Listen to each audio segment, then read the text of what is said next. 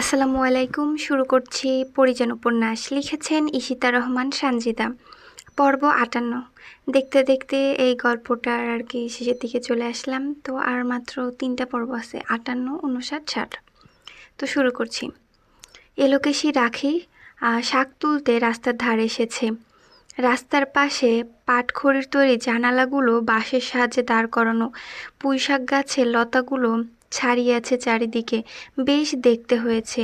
ভাইয়ের ঘাড়ে বসে আর কতদিন খাবে সে? ভাইয়ের বউ কথা শোনাতে পারলেই বাঁচে, তাই শাকসবজি চাষ করে ২টো টাকা রোজগার করে।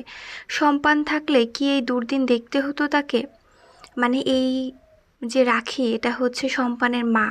তো সম্পান তো মারা গেছে, তো সম্পানের মায়ের তো অনেক কষ্ট হয়ে যাচ্ছে। তো ওই কথাগুলো এখানে আর কি বলতেছে। ছেলেটা অভিমান করে তাকে ছেড়ে চলে গেল। সেই সময়ে লখা যাচ্ছিল সেখান দিয়ে, হাতে তার গাঁদা ফুলের মালা।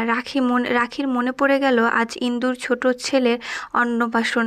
মহা ধুমধামে তা পালন করা হচ্ছে। রাখি মনে মনে ভাবে, যদি বিন্দু সম্পান থাকতো তাহলে ওদের ঘরেও সন্তান থাকতো। লখা রাখিকে দেখে জিজ্ঞেস করে, কি বা আসো মাসি, শরীর ভালা তো? রাখি মলিন হাসিতে জবাব দিল, ভালো রে লখা, ইন্দুর পোলাকে ভালা আছে? ভালাই আছে। তুমি একটু পরে যাইও, কিন্তু আমার খাড়ানের সময় নাই এখন। লখা দ্রুত পায়ে প্রস্থান করে। লখা চলে যাওয়ার পরপরই চুলদাড়ি ভর্তি একটা পাগলের আবির্ভাব হলো। চুলদাড়ি এতই ঘন যে তাকে চেনার উপায় নেই। চেহারাও বিচ্ছিরি অবস্থা। গ্রামের কিছু ছেলে মেয়ে পাগলটাকে উত্ত্যক্ত করছে আর তার পিছু পিছু আসছে। রাখি আবার মুখ ফেরালো। এই পাগলটাকে দেখে ঘৃণা হচ্ছে তার। কি নোংরা! সুখানের পর আরও ২জন পাগল নুরনগরে দেখা গিয়েছে। তারা কোথা থেকে এসেছে, নাম কি তাদের তা কেউই জানে না। চেহারা দেখে কিছু বোঝার উপায়ও নেই। এতে গ্রামের কোনো ব্যক্তিরই মাথা ঘামায় না। পাগলের আবার কিসের পরিচয়? রাখি শাক তুলে নিয়ে চলে গেল। পিছন ফিরে ছেলে মেয়েগুলোকে হাসি ঠাট্টা করতে দেখে সেও হাসলো। আস্তে করেও বলে উঠল, যেমন কর্ম তেমন ফল। যে রাজ্য চায় সে হয় ভিখারি। চোখের জল মুছে রাখি নিজ গন্তব্যে চলে গেল। শোভন আজকেও একটা হলুদ খামের চিঠি পেল। পিয়ন চিঠিটা দিতে ওলটপালট করে দেখল সে। চিঠিটা কোথা থেকে এসেছে তা দেখতে চাইল, কিন্তু প্রেরকের কোনো ঠিকানা নেই। বিরক্ত হলো শোভন। নাকের ডগা ক্রমশ লাল হতে লাগলো তার। সামনের দোকানে চিনি কিনতে গিয়েছিল সে। সায়ের বারণ করা সত্ত্বেও সে চিনি কিনে বাসায় ফিরছিল। বাসার গেটের সামনে এসে দাঁড়াতেই পিয়ন চিঠিটা ধরিয়ে দিয়ে গেল। শোভন ধীর পায়ে ঘরে ঢুকতেই চেয়ারে বসা নুরুজ্জামানের দিকে চোখ গেল ওর।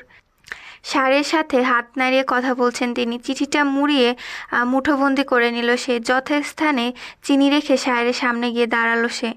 নুরুজ্জামান এতক্ষণে শোভনকে খেয়াল করে। শোভন পকেট থেকে চিঠিটা বের করে সায়ের দিকে তুলে ধরে বলে, আব্বু, তোমার চিঠি এসেছে।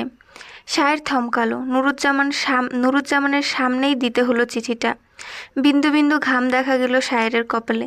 ছো মেরে চিঠিটা নুরুজ্জামান কেড়ে নিলেন। খাম খুলে চিঠি বের করে পড়তে লাগলেন। তবে লেখাগুলো পড়ে তার ভাবভঙ্গি পরিবর্তন হয়ে গেল। তারপর সায়েরের দিকে সেটা এগিয়ে দিল।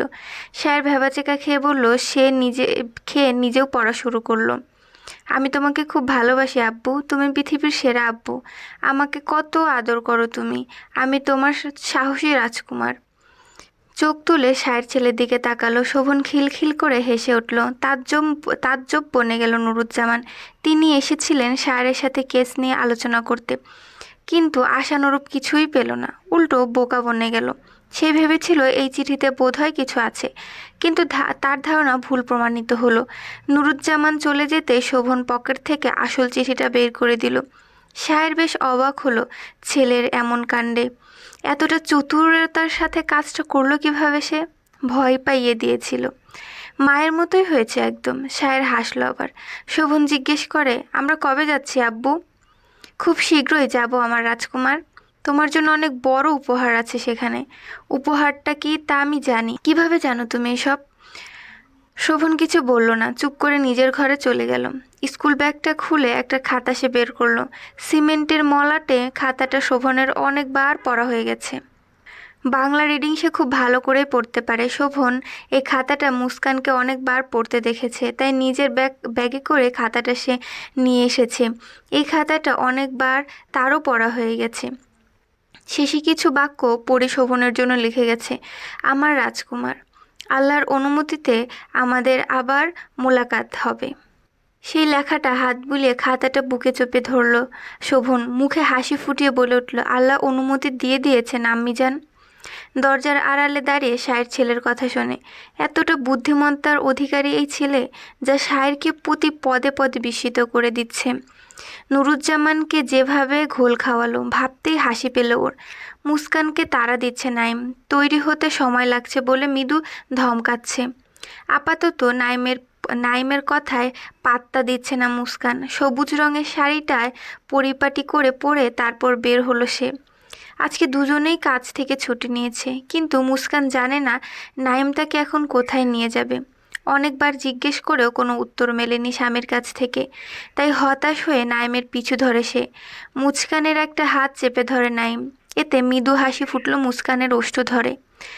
নাইম রিক্সা ডেকে তাতে উঠে পড়ে। মুস্কানের এতদিনে মনে হচ্ছে ওরা স্বামী স্ত্রী। এতগুলো বছর শোভন ছাড়া নাইম কিছুই বোঝেনি, কিন্তু আজ নাইম মুস্কানের এত কাছে এসেছে, ভালোই লাগছে মুস্কানের। এতদিন অন্তত স্বামী স্ত্রীর সম্পর্কটা গাঢ় হয়েছে। রিক্সা থেকে নেমে ট্যাক্সি নিল ওরা। নাইম এখনও মুখ খোলেনি। ঢাকা ক্যান্টনমেন্ট স্টেশনে ট্যাক্সি থামে। মুস্কান অবাক হয়ে চারিদিকে দেখে। সাংবাদিক হওয়ার দরুন দেশে সব জায়গাতেই সে গিয়েছে। স্টেশন থেকে ঢাকা টু কলকাতার ট্রেন ছাড়ে, মানে ভারত যাওয়ার ট্রেন। মুস্কান অবাক হলো এই ভেবে যে নাইম এখানে কেন আসলো। মুস্কানকে সাথে নিয়ে আসার কারণই বা কী? নাইমের তো কোনো আত্মীয় ভারতে থাকে না, তাহলে এখানে আসার কারণটা কি? এসব ভাবতে ভাবতে হাতে টান পড়ল।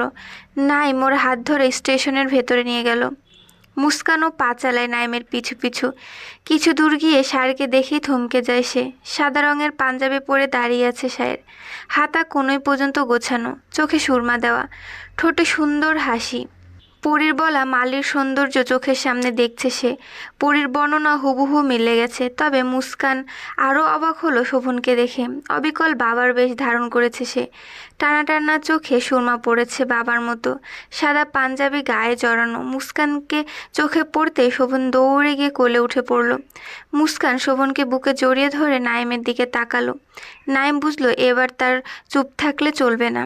সায়ের শোভনকে নিয়ে কলকাতা চলে যাচ্ছে, ওখানেই থাকবে ওরা। বিস্ময় বিমোহ মুস্কান, তাহলে তো আর ওদের দেখা হবে না শোভনের সাথে। ওর চোখের পানি আটকাতে পারেনি সায়ের আর শোভনকে। ট্রেন ছাড়ার সময় আসতেই নিজ কামরায় গিয়ে বসে ওরা। শোভন জানালা দিয়ে উকি দিয়ে শেষবারের মতো নাইম মুস্কানকে বিদায় জানায়। অতঃপর সায়েরকে বলে, কিছু পেতে হলে কিছু ত্যাগ করতে হয়, তাই না আব্বু? ছেলের কথায় মুচকি হাসলো সায়ের। অবশ্যই আব্বু, সব কিছু একসাথে পাওয়া অসম্ভব। দুনিয়াকে তুমি যা দেবে, দুনিয়াও তোমাকে তাই দেবে। তুমি দুনিয়াকে কি দিয়েছিলে আব্বু, যার জন্য এতদিন কষ্টে ছিলে?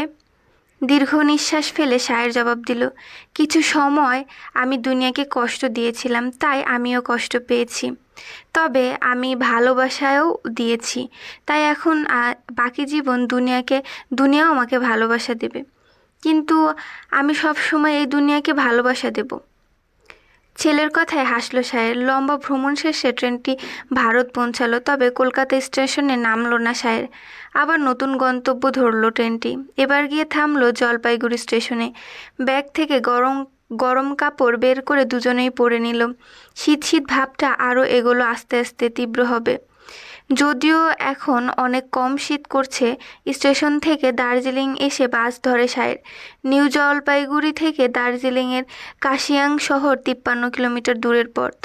মধ্যপ্রহরের শেষের দিকে কাশিয়াংয়ে এর বাসে ওঠে ওরা। বাকি রাতটুকু বাসেই কাটে বাবা ছেলের। পাহাড়ি রাস্তা, তার উপর প্রচণ্ড শীত। ছেলেকে বুকে জড়িয়ে ধরেছে সায়ের। গরম কাপড় পরা সত্ত্বেও উষ্ণতা দিতে চাইছে সে। শোভন পরম নিশ্চিন্তে ঘুমাচ্ছে বাবার বুকে। গন্তব্যে পৌঁছেও শোভনের ঘুম ভাঙল না। তখন ফজরের আজান পড়েছে। ছেলেকে কোলে তুলে নিয়ে আরেক হাতে ব্যাগ ধরে বাস থেকে নেমে পড়ল সে। গাড়ি নিয়ে হাজির হলো ছোট্ট একটা বাড়ির সামনে। ততক্ষণে শোভনের ঘুম ভেঙে গেছে। দরজায় টোকা দিতেই এক যুবক এসে দরজা খুলে দিল। শোভনের কাছে সম্পূর্ণ অচেনা এই যুবকের চেহারা। তবে যুবকটা যেন সায়েরকে চেনে, কারণ সায়ের হাসছে সামনের যুবককে দেখে। কিছু বুঝে ওঠার আগে অচেনা পুরুষটি কোলে তুলে নিল শোভনকে। কিছু বলছে না শোভন, শুধু চেয়ে চেয়ে দেখছিল সব কিছু। ঘরের ভেতরে ঢুকতেই আরও কয়েকজন নতুন মুখের সম্মুখীন হলো সে। কাউকেই চিনতে পারছে না শোভন। এই ভোরবেলা কি তার জন্য এই মানুষগুলো জেগেছিল? কিন্তু কেন? এরা কারা? এক মনে এসব ভেবে চলছে সে। বাবার দিকে তাকিয়ে দেখল ওর বাবাও অস্থির নয়নে আশেপাশে চোখ বোলাচ্ছে। সায়েরের অস্থিরতা দেখে অচেনা যুবকটি বলে উঠল, সে ঘরে নেই, সে পাহাড়ে। বাক্যটা শেষ করার সাথে সাথে সায়েরের অস্তিত্ব যেন মুহূর্তেই মিলিয়ে গেল। সায়ের ছুটল পাহাড়ের দিকে, তবে তাকে কেউ বাধা দিল না। বাধা দেওয়ার সাহস যেন কারো নেই। প্রকৃতিও চায় সায়েরের পদচরণ পাহাড়ে পড়ুক। শীতের কুয়াশাগুলো যেন সাক্ষী থাকতে চায় উতলা পুরুষটির ভালোবাসার, তাই তারাও সায়েরের ধেয়ে যাচ্ছে পাহাড়ে। গন্তব্যে যখন শেষ হলো, দূরে একটা নারী অবয়ব ভেসে উঠল। এই শীতের মধ্যেও নারীটির শরীরে নেই শীত নিয়ন্ত্রণ বস্ত্র। পাতলা শাড়ি পরে সে খোলা চুলে দাঁড়িয়ে আছে বললে ভুল হবে। কোমল হাতে সে স্পর্শ করছে চা পাতাগুলোতে। কচি পাতা ছিঁড়ে রাখছে তাতে থাকা ছোট্ট ঝুড়িতে। কিছু কিছু পল থেমে গিয়ে ধীর পায়ে সামনে এগোচ্ছে সায়ের। ঠোঁটজোড়া প্রসারিত করে সে একটা শব্দ উচ্চারিত করতেই নারীর অবয়বটির হাত থেমে গেল।